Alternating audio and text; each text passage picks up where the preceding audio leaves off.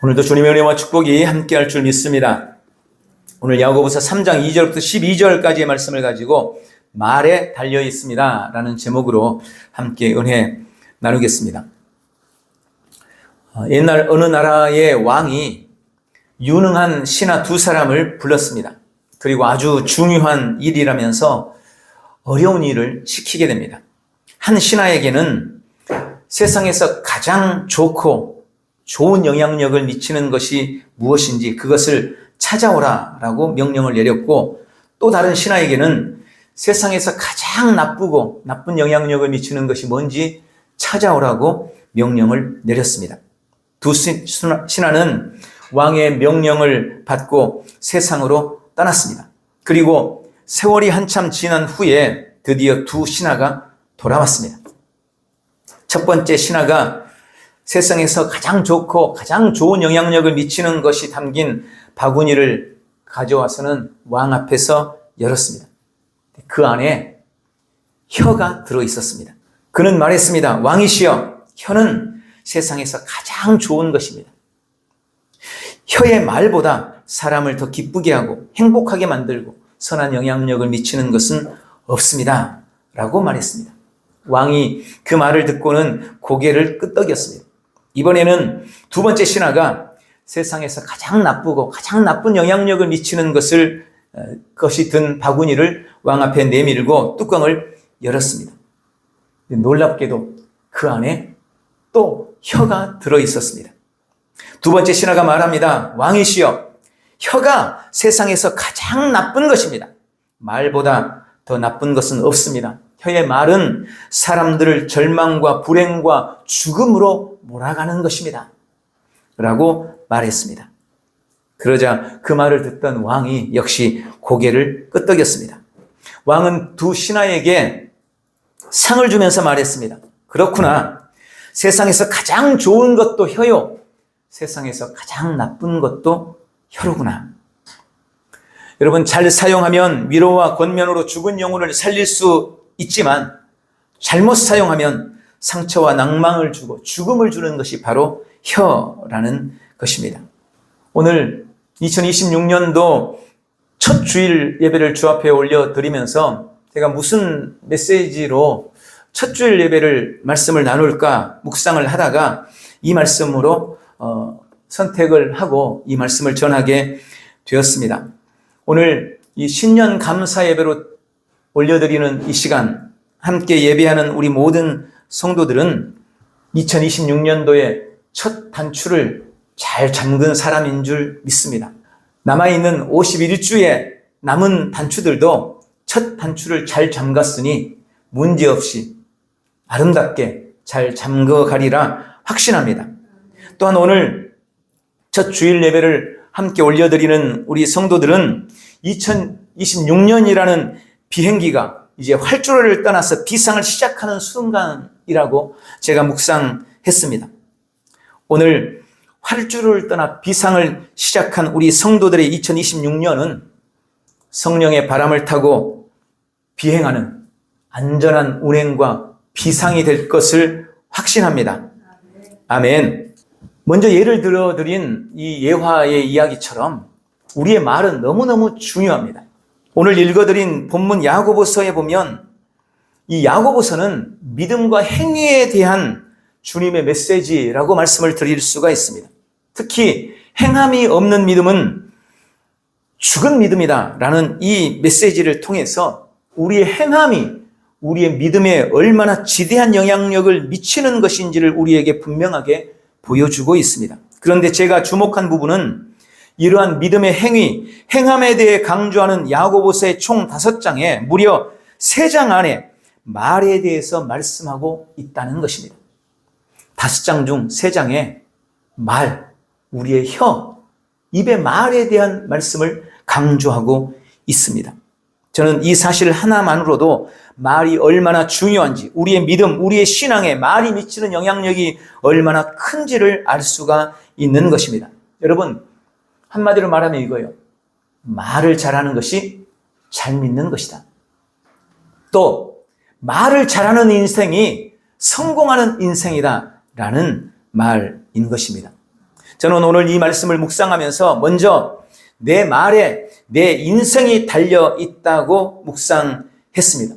여러분, 나의 말에 나의 인생이 달려 있는 것입니다.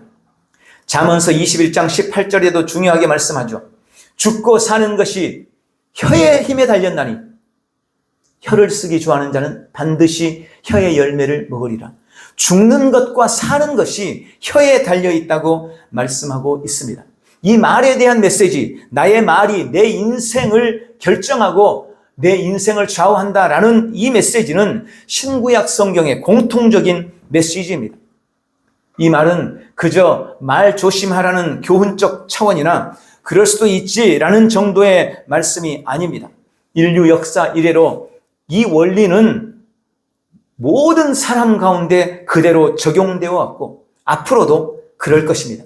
실제로 말은 우리 인생을 결정하는 키이고 우리 믿음 역시 말에 달려있다는 것을 믿으시기 바랍니다. 오늘 읽은 본문 안에는 우리의 혀, 우리의 말이 우리 인생에 미치는 영향력을 구체적으로 몇 가지로 경고하고 있습니다. 먼저 2절에 보니까 혀는 우리 온 삶을 굴레 씌운다라고 말합니다. 혀는 우리의 몸과 우리의 삶을 굴레 씌우는 것입니다. 여러분, 삶의 우연이라는 것은 없습니다. 우리의 삶의 지금 모습은 어떤 원인이 있었고 그에 따른 결과물이라는 것을 아시기 바랍니다. 그리고 거기에 가장 결정적인 영향력을 미치는 가장 중요한 원인이 되는 것이 바로 말이라고 말씀하고 있습니다. 그것이 본문에 굴레 씌운다는 말이고, 이 굴레 씌운다는 말은 다른 말로 재갈을 물린다라는 뜻입니다. 3절에 보니까 우리가 말들의 입에 재갈 물리는 것은 우리에게 순종하게 하려고 그 온 몸을 제어하는 것이다 라고 말씀합니다. 여러분, 이 재갈을 말에게 물릴 때는 재갈이라고 말하지만 저희 동네에는 소에게 먹일 때는 이걸 콧도래라고 그랬어요. 콧도래. 시골에 소가 있잖아요, 소가. 근데 소가 얼마나 힘이 셉니까? 아주 어렸을 때는 뭐 통제가 가능하지만 소가 조금만 커도 이제 사람이 소의 힘을 미칠 수가 없어요. 그러니까 소가 한번 끌고 가면 사람이 끌려 다녀야 돼요. 마음대로 조정을 못하는 거예요. 그래서 이 소를 제어하기 위해서 콧도래라는 걸 합니다. 어느 정도 소가 크면 송아지 때 해요. 코를 뚫어서 거기에 이렇게 고리 모양의 막대기를 끼워가지고 목에다 묶어서 콧도래를 하는 겁니다. 그리고 어디를 움직이거나 일을 시킬 때 거기에다 줄을 매가지고 끌고 나가는 거예요. 여러분, 이 콧도래를 한번 하게 되면 아무리 힘이 센 소라도, 아무리 사나운 소라도 다른 재간이 없어요.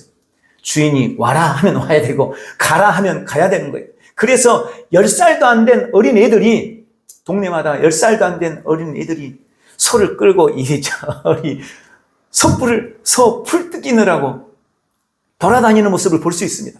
아니, 10살도 안 된 어린애가 어떻게 그 거대한 소를 끌고 다니면서 이리저리 순종을 시킬 수 있습니까? 바로 그 콧도래 때문입니다. 그게 바로 재갈이라는 것입니다. 여러분, 우리 말이 그렇다고 오늘 말씀하고 있습니다. 내가 한 말, 우리가 들은 말이 마치 소의 콧도래처럼, 말의 재갈처럼 내 인생의 굴레가 돼서 나를 이리 끌고 다니고 저리 끌고 다닐 수 있다. 말이 내 인생, 내 몸과 삶을 굴레 씌운다라고 말씀하십니다. 여러분, 내가 내 자녀에게 한 말이 내 자녀의 삶을 끌고 다닐 수 있어요. 내가 한 나의 말이 내 삶을 끌고 다닌다는 것입니다. 두 번째로 오늘 4절에 보니까 혀는 배의 키와 같다라고 말씀하고 있습니다. 여러분, 말에 의해서 삶의 방향이 결정된다는 뜻입니다. 어렸을 때 저희 집에 배가 있었어요. 부자여서 배가 있던 것이 아니고 저희 동네는 김이 주업이었어요. 김을 하려면 바다에 나가서 김을 뜯어와야 되고 이거 엄청 고된 일이거든요. 그래서 그게 주업이고 그게 먹고 사는 길이기 때문에 동네마다 사람들마다 집집마다 거의 배가 있었어요. 큰 배는 아니죠. 그래서 제가 잘 알아요. 배에 있어서 가장 중요한 것, 큰 배든 작은 배든 이 배에 가장 중요한 것은 키라는 것입니다. 이 키로 배의 방향을 결정하기 때문에 그렇습니다. 아무리 엔진이 좋아도 아무리 배가 크고 아름답고 멋져도 키가 망가지거나 잘못되면 배를 원하는 방향으로 끌고 갈 수가 없는 거예요. 키가 망가지거나 키가 잘못된 배는 말 그대로 난파선인 거예요. 그냥 이리저리 끌려다니고 바람 치는 대로 파도 치는 대로 따라다닐 수밖에 없게 되는 것입니다. 마치 이 배의 키처럼 우리 인생의 삶의 방향을 결정하고 우리를 원하는 대로 데리고 가는 것이 바로 우리의 말이라고 말씀하고 있는 것입니다. 내가 한 말, 내가 들은 말이 내 삶의 방향을 결정해 간다는 것입니다. 또 오늘 6절 세 번째로 혀는 우리 몸을 더럽힐 수 있다고 말씀합니다. 여러분, 저는 이 말씀을 매우 놀랍게 묵상했습니다. 여기 이 더럽힌다는 말의 의미가 매우 놀라운 말입니다. 여러분, 우리 몸에는, 사람의 몸에는 놀라운 기능들이 있죠. 우리 몸은 자연적인 우리 주님이 주신 선물로 복원력이 있고 재생력이 있습니다. 방어력이 있습니다. 그런 좋은 기능들이 우리 몸의 건강을 지켜내게 하는 겁니다. 이건 정말로 주님이 주신 놀랍고 신기한 선물일 것입니다. 그런데 오늘 본문에 우리의 말이, 우리의 혀가 몸을 더럽힌다는 이 말은 우리의 혀, 우리의 말이 우리 몸에 그런 좋은 기능들이 제대로 작동하지 못하도록 그것을 오염시키고 고장을 내서 우리 몸의 건강을 빼앗는다는 그런 의미인 것입니다. 원래 우리 몸은 건강하도록 지음받았습니다. 그리고 갖가지 외부의 병균이나 나쁜 병들을 넉넉히 이겨내도록 지어졌습니다. 그런 걸 면역력이라고 그러잖아요. 그런데 우리 몸이 제 기능을 하지 못하도록 망치고 몸의 건강을 지키고 회복시키는 긍정적인 효과를 우리의 말, 우리의 입, 우리의 혀가 오염시키고 고장나게 한다고 말씀하고 있는 것입니다. 여러분, 이게 정말 놀라운 말씀이에요. 지금 주님은 우리의 말과 혀가 우리 몸의 기능과 건강에도 영향을 미친다고 분명하게 말씀하고 계시는 것입니다. 그러니 우리는 늘 우리의 말과 혀를 잘 지키고 우리의 말로 내 몸의 건강을 주장하고 선포하는 그런 삶을 살아야 되는 것입니다. 우리가 늘 믿음의 고백으로 나는 건강합니다, 내 안에 신성한 건강이 있습니다 라고 고백하고 선언하고 말하는 것은 정말로 주님이 우리에게 요구하고 기대하고 원하는 바입니다. 우리가 건강한 삶을 사는 비결이라는 것을 분명히 믿으시기를 주님의 이름으로 축원합니다. 오늘도 믿음의 말을 내게 자꾸 들려줘야 됩니다. 그래야 우리는 우리 안에 있는 신성한 건강을 삶에 풀어내는 승리의 삶을 살 수가 있는 것입니다. 오늘 네 번째, 역시 6절에 혀는 내 삶의 수레바퀴를 불사른다 라고 말씀하고 있습니다. 주님은 내 인생을 향한 놀라운 계획을 가지고 계십니다. 이게 사형리의 첫 번째 원리죠. 하나님은 당신을 사랑하시며 당신의 인생을 위한 놀라운 계획을 가지고 계십니다. 여러분, 이게 성경이 우리를 향한 일관적인 메시지예요. 이게 정말 중요한 영적인 원리입니다. 주님은 내 삶에 평강을 주시기를 원하시고 나를 향한 좋은 미래, 좋은 계획을 가지고 계십니다. 너희를 향한 나의 생각은 내가 안하니 재앙이 아니라 평안이요 너희 장래에 소망을 주리 하는 생각이라. 이것이 우리를 향한 주님의 일관적인 생각이고 계획입니다. 그런데 그런 우리 인생의 선한 행로와 하나님의 계획을 망가뜨리고 불태울 수 있는 것이 바로 우리의 혀, 우리의 말이라고 지금 말씀하고 있는 것입니다. 말 한마디에 삶의 활력을 찾고 열심히 살게 만들기도 하고 말 한마디로 삶의 의욕을 떨어뜨리고 그래서 죽음을 택하게도 만들 수 있습니다. 여러분, 그게 말이 가진 놀라운 힘입니다. 그리고 지금 그 말의 영향력은 점점 커가고 있습니다. 여러분, 예전에는 말을 들으려면 대면에서만 말을 들을 수 있잖아요. 그러니까 매번 갈등하고 말 때문에 싸우는 사람은 가족들, 아니면 가까운 사람들, 오랜만에 만나는 친척들, 뭐 이렇잖아요. 가족들끼리 만나서 잘못 뱉은 말 때문에 서로 상처가 되고 고통이 되고 아픔이 되고 만나서 대면해서만 말할 수 있기 때문에 그랬어요. 그런데 요즘은 어떻습니까? 이제 그런 시대가 아니에요. 이제는 보지 않고도 말할 수 있는 시대가 됐어요. 말을 들을 수 있는 시대가 됐어요. 만나지 않고도 말의 영향력을 받는 그런 시대가 되어버렸습니다. 그래서 단 한 번도 만난 적도 없고 알지도 못하는 사람에 의해서 상처를 받고 엄청난 고통을 받기도 합니다. 지금 SNS 상에서 무분별하게 달리는 수많은 악플들을 한번 생각해 보십시오. 생판 모르는 사람이 올린 악플 때문에 자살을 하는 경우도 많이 있잖아요. 저도 유튜브에 가끔 사람들이 악플을 남긴 사람, 제가 설교 남긴 것에 반대를 하면서 제가 그런 말들이 귀에 박혀 있어요. 별거 아니에요. 저는 금방 그냥 지웠는데 이상하게 그런 나쁜 말들은 내 뇌리에 오래 남아요.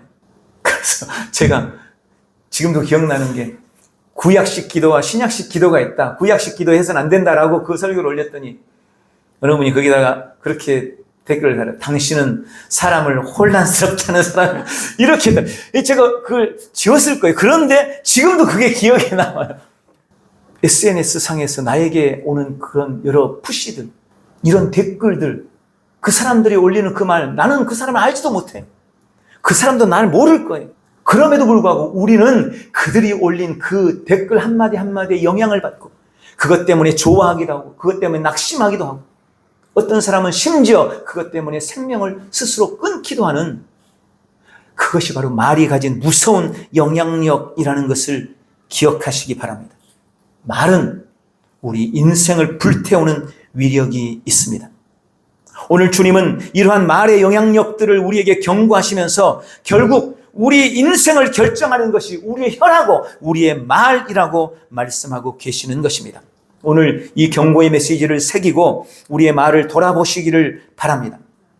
두 번째로 오늘 이 말씀에서 제가 묵상하는 것은 이제 우리의 말에서 악과 독을 빼버리라는 것입니다. 여러분, 여러분의 말에서 악과 독을 빼내십시오. 오늘 본문 8절에서는 부정적인 말, 제어되지 않는 혀의 두 가지 속성을 말씀하고 있습니다. 혀는 능히 길들일 사람이 없나니 쉬지 아니하는 악이요 죽이는 독이 가득한 것이라. 이 부정적인 말, 제어되지 않는 혀의 두 가지 속성, 첫 번째, 오늘 본문이 그렇게 말하죠. 쉬지 아니하는 악이다. 여러분, 쉬지 않는 악이라는 거예요. 우리 말이, 우리의 혀가. 여기 쉬지 않는다라는 이 말의 원어의 뜻은 불안정하다 혹은 같은 마음이 아니다라는 뜻입니다. 이건 어디다 쓰냐면 짐승이 제어되지 않을 때 쓰는 단어예요. 우리의 혀, 우리의 말은 마치 짐승처럼 제어할 수 없고 통제할 수 없다는 뜻이 바로 쉬지 아니하는 악이다라는 말입니다. 여러분, 우리의 혀는 통제할 수 없는 짐승 같습니다. 제어할 수가 없습니다. 끊임없이 문제를 일으키고 분란을 일으키고 악을 쏟아내며 상처를 줍니다. 그게 말의 부정적인 속성인 것입니다. 두 번째, 오늘 본문에 보니까 말이 죽이는 독이라고 말씀합니다. 말 그대로 죽음을 가져오는 독이라는 겁니다. 그 옛날 이스라엘 백성들이 광야에서 원망과 불평의 말을 계속할 때 하나님이 그들을 보호하던 보호의 손을 떼니까 독사가 몰려와서 그들을 물어서 그들이 뱀에 물려 죽어가는 사건이 있었습니다. 마치 그것처럼 우리의 혀는 우리를 범죄하게 만들고 그래서 그것이 결국 우리를 죽음으로 이끌어 간다는 것입니다. 그것이 바로 죽이는 독이라는 표현입니다. 요즘엔 칼에 의해 죽는 사람보다 말에 의해 죽는 사람이 훨씬 많습니다. 앞에서 말씀드린 것처럼 온라인상에서 익명성의 방패 뒤에 숨어 얼마나 많은 사람이, 너무나 많은 사람에게 사람들이 상처와 고통을 주고 있습니다.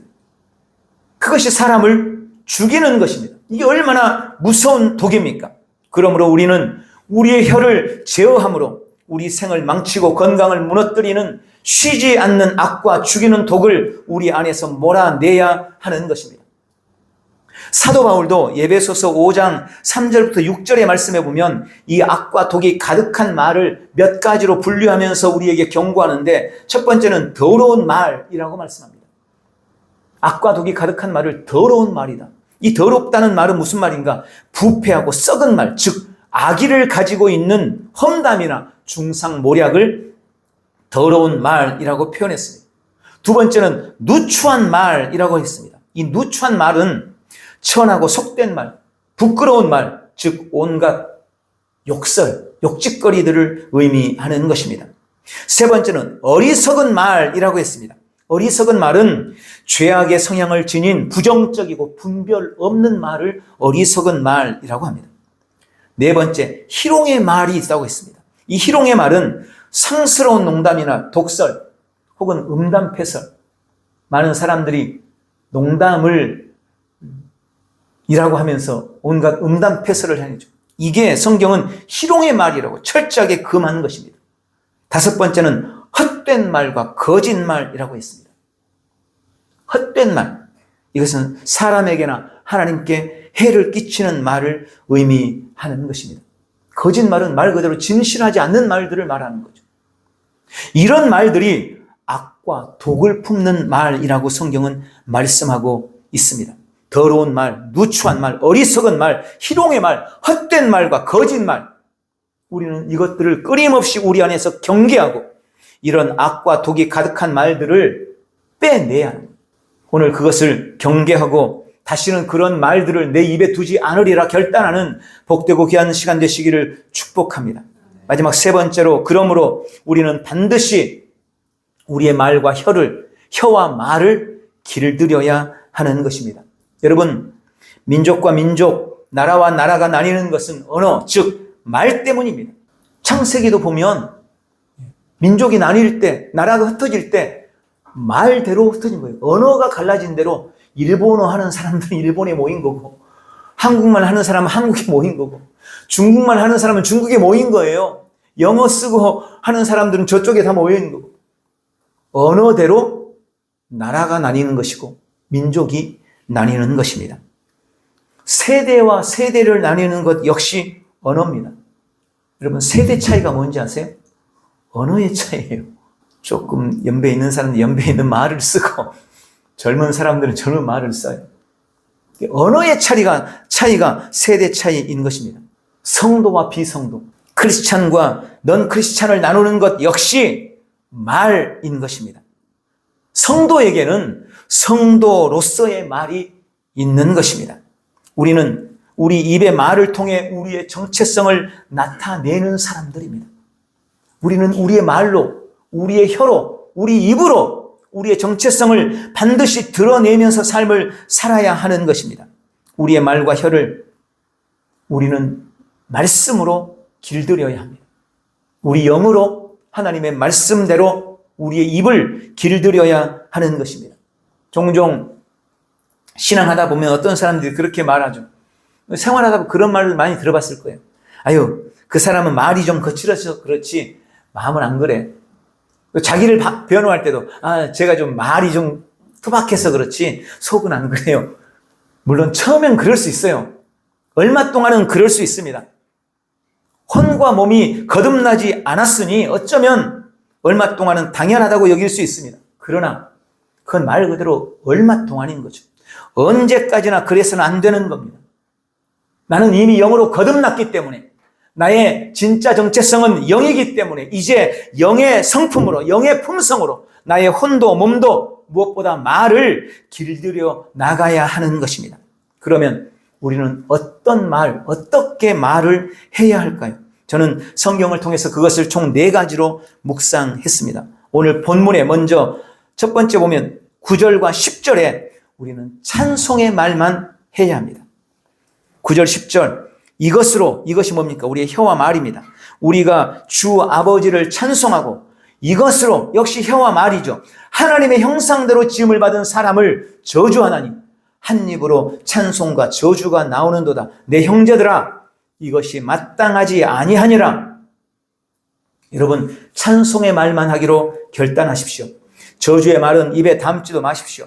주님은 한 샘이 단물과 쓴물을 낼 수 없는 것처럼 우리가 한 입에서 하나님께 대해서 찬송하고 하나님이 지은 사람에 대해서 저주하는 말을 같이 내서는 안 된다고 말씀하고 있습니다.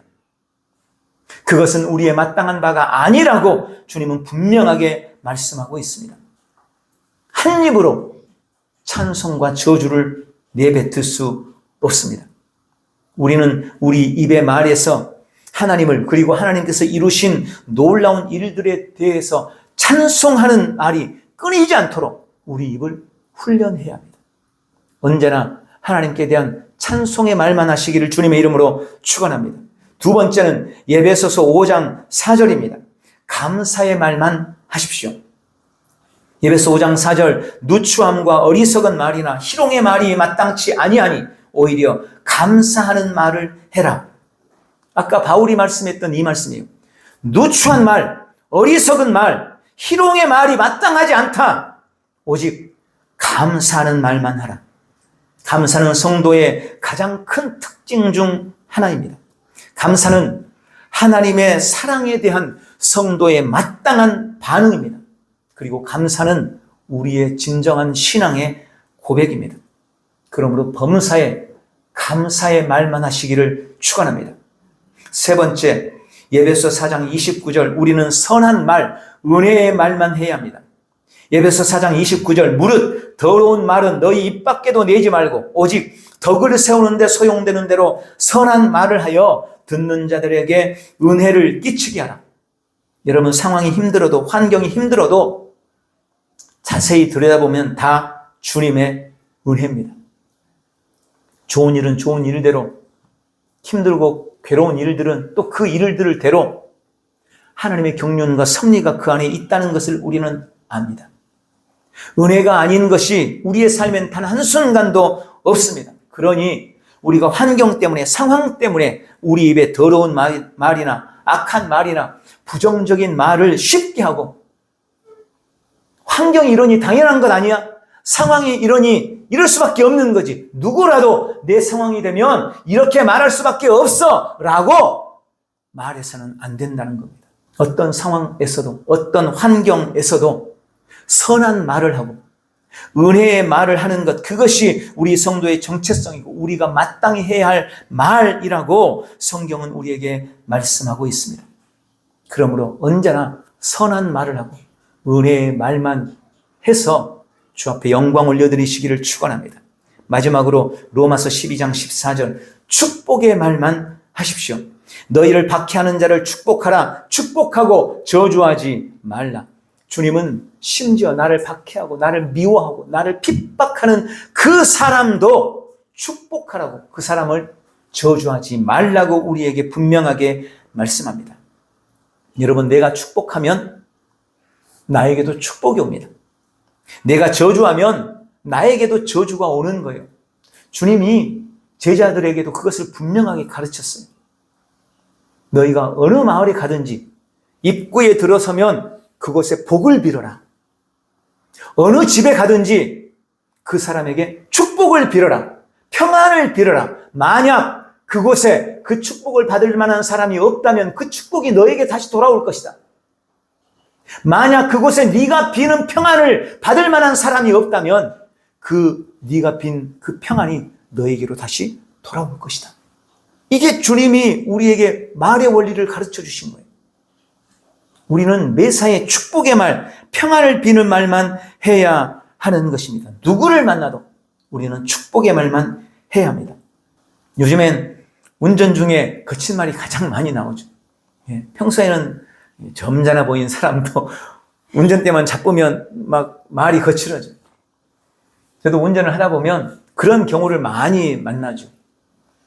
갑자기 끼어드는 차라든지 우리가 생각하는 상식 이하의 운전을 하는 사람들을 보면 나도 모르게 막 크락션을 울리고 싶고 안 그러고 싶어도 입에 말이 거친 말이 나오는 경우가 종종 있습니다. 그러나 여러분, 지금 앞에서 나의 분노를 유발시키는 그 사람이 하나님을 진짜 사랑하는 믿음의 사람일 수 있는 거예요. 내 앞에 갑자기 끼어든 그 차에 내가 존경하는 목사님이 타고 있을 수도 있어요. 여러분, 그럴 수 있습니다. 나도 누군가에게 그런 분노를 유발시킬 수 있어요. 새벽에 막 달려가다 보면 뒤에서 나 때문에 빵빵거리는 차들도 가끔 있어요. 그럼 저도 누군가에게 그런 분노를 유발시키고 있는 것이죠.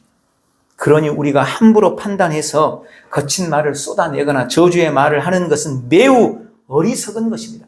여러분 분명히 아십시오. 이 땅에 저주받아 마땅한 사람은 단 한 명도 없습니다. 아까 축복을 빌었을 때 그 축복이 받을 만한 사람이 없으면 다시 나에게 돌아온다고 그랬죠. 주님이 그렇게 말씀하셨어요.